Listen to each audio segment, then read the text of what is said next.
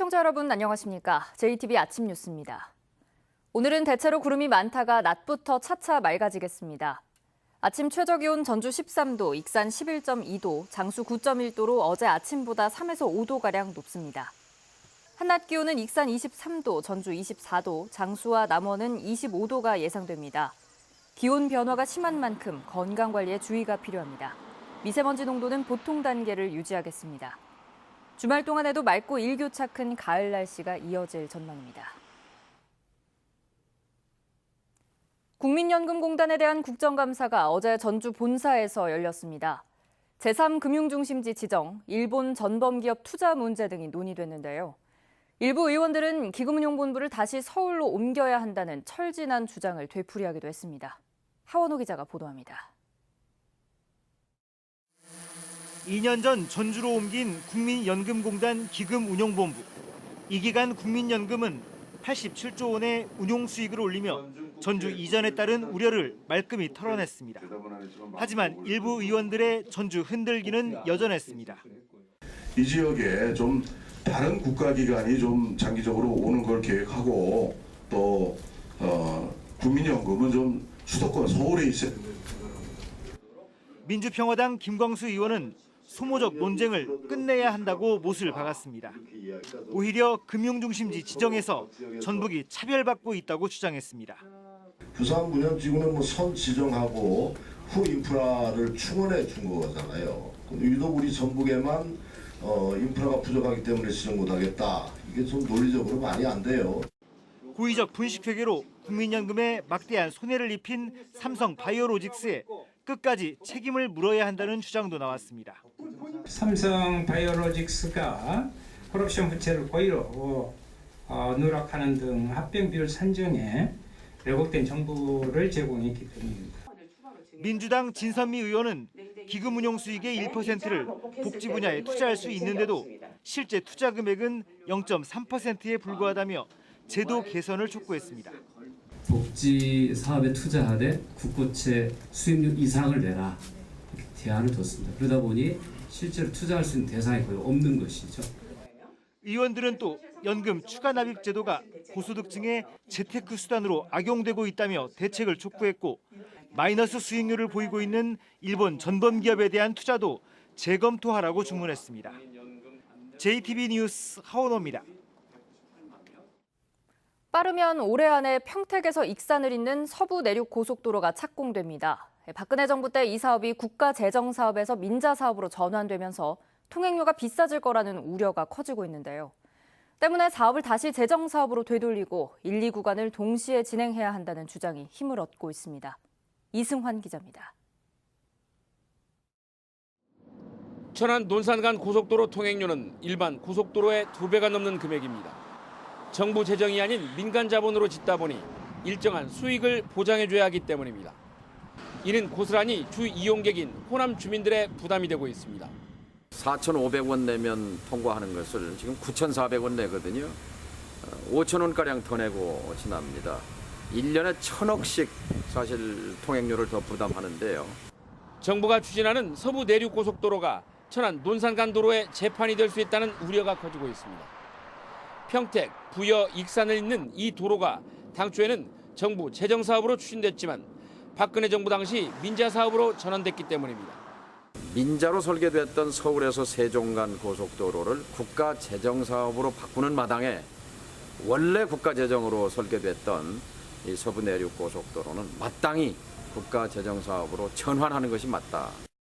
정 대표는 민자사업으로 바뀐 뒤 부여 익산간 구간은 10년 후에나 착공해서 2034년에 완공하기로 한 만큼 공사기간도 1, 2 구간을 동시에 진행해 앞당겨야 한다는 입장입니다. 정부가 서울 세종간을 재정사업으로 바꾼 만큼 서부 내륙고속도로 사업도 입장 변화가 있을지 지켜볼 일입니다. JTB 뉴스 이승환입니다. 65세 이상 노인 인구가 20%를 넘어서면 초고령 사회로 분류되는데 지난 여름 전라북도가 초고령 사회로 진입했습니다. 전라북도는 주로 소득 보장에 초점을 맞춘 대책을 내놓기로 했습니다. 오정현 기자입니다. 86살 심금순 할머니, 모아둔 공병을 근처 마트에 팔고 3,000원을 받았습니다. 노후를 꾸려가며 할머니가 고민인 건 경제적 곤란입니다. 내가 벌어야지 돈은 없지. 노령연금만 타지 아무것도 없어. 병 주스고 다니고 그밖에. 전라북도 노인 인구는 36만 6천여 명. 전체 인구 10명 중 2명 이상이 65세 이상 노인이 되면서 전라북도는 초고령 사회로 진입했습니다. 행정 수요에 큰 변화를 맞닥뜨린 전라북도도 정책 꾸리기에 부심입니다. 먼저 경제적 지원을 늘리기로 했습니다. 내년부터 소득 하위 40% 노인은 기초연금이 25만 원에서 30만 원으로 인상되는데 2021년엔 아예 모든 수급자가 30만 원을 받습니다. 매년 5만 개 이상 노인 일자리를 만들어 안정적 소득 보장도 꾀합니다. 일자리에 대한 욕구가 다른 어느 때보다도 큰 만큼 일자리 수를 확대하지만 더 중요한 것은 일자리를 진입하게 하고 교육 훈련시키고 그런 통합 일자리 센터를 만들려고 합니다.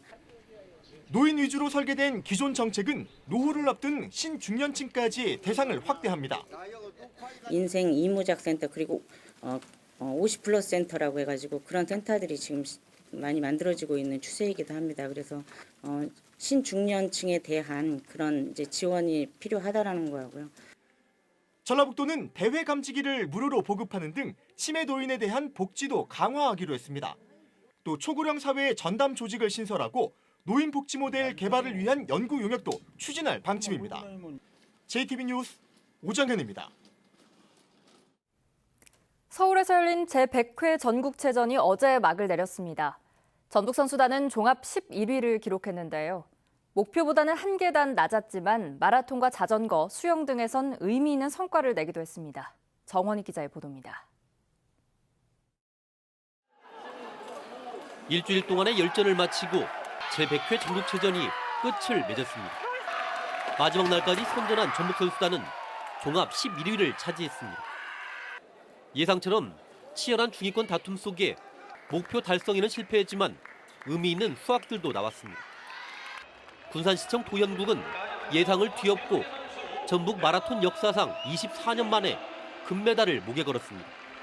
저도 1등에서 좀 솔직히 지금 놀랍고 아직도 믿기지가 않은데요.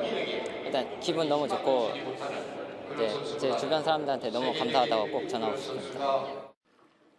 자전거와 역도에서는 3관왕이 나왔고 체조, 자전거, 수영에서는 2관왕이 쏟아져 나왔습니다. 전북 최고 핸드볼팀은 무패 행진을 이어가며 대회 2연패를 달성했습니다. 댄스 스포츠 스탠더드 5종목에서는 압도적인 기량을 선보이며 금메달을 따내기도 했습니다.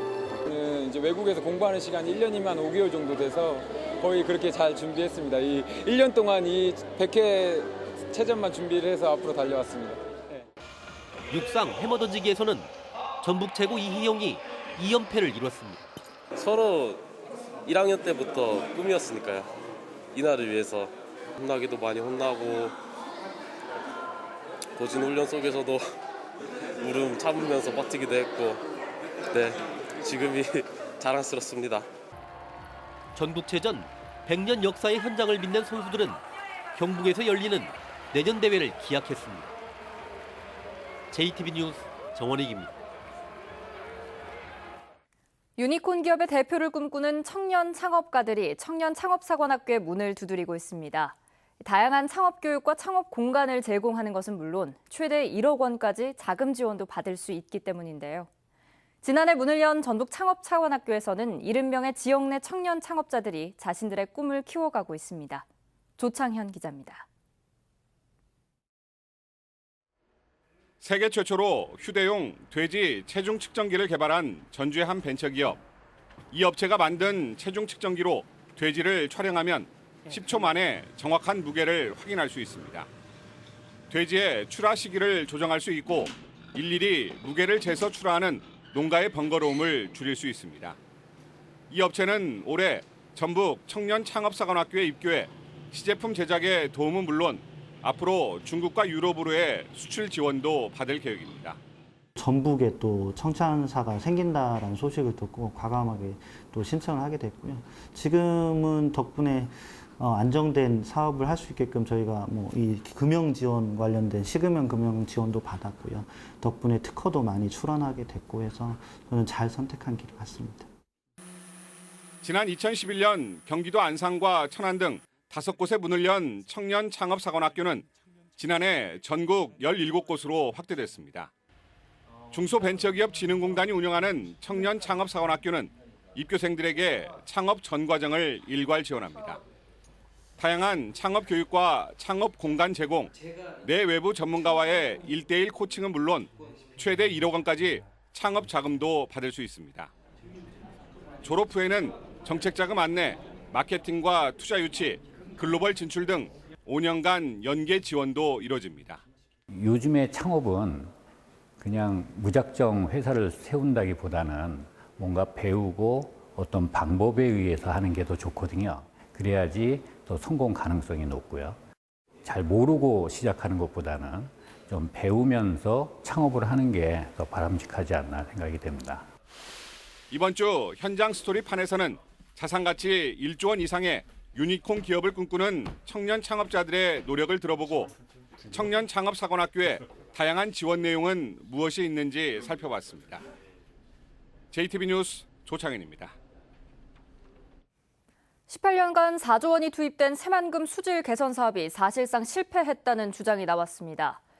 전북지방환경청 등에 대한 국회 환경노동위 국정감사에서 정의당 이정미 의원은 새만금호의 수질이 5, 6등급 수준으로 목표 수질 달성에 실패했고 오염된 새만금호의 물이 바깥바다로 흘러 새만금 물막이 공사 이후 전북의 어업 생산량이 42%나 감소했다고 주장했습니다. 새만금 도민회의는 성명을 내고 새만금 해수 유통이 유일한 대안이라며 정부의 결단을 촉구했습니다.